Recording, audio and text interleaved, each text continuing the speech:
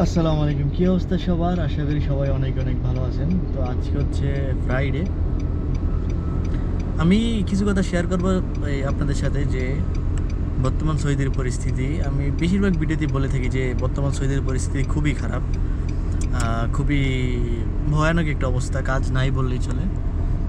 তো এই মুহূর্তে যারা দেশ থেকে আসতে চান, আমি আসলে ভাই বুঝি না যে কোন লজিকে, কোন চিন্তা করে আপনারা আসেন। প্রথমত, যদি আপনি ফ্রি ভিসা আসেন মানে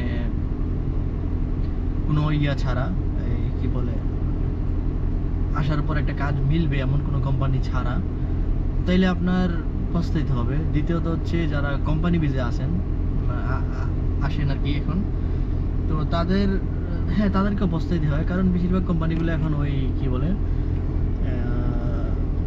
বেশিরভাগ কোম্পানিগুলো এখন সাপ্লায়ার কোম্পানি হয়ে থাকে। তো সেই কারণে মানে সব আসার পর পস্তাইতে হয়।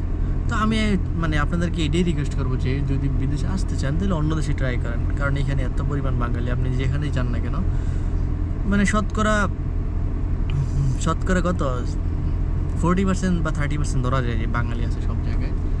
তো সেই হিসেবে যদি আপনি চান এখন সৌদিতে আসবেন, তাইলে আমার কাছে মনে হয় না এটা আপনার ভালো একটা উদ্যোগ। যদি ইনভেস্ট করতে চান তাহলে অন্য কোনো দেশে করেন। আর অনেক হয়তো এটাও বলতে পারেন যে আমি আসি, তো আমি কেন নিষেধ করতেছি? ভাই, আমি এখন আমার এখানে প্রায় 3 বছরের কাছাকাছি, নভেম্বরে 3 বছর হয়ে যাবে।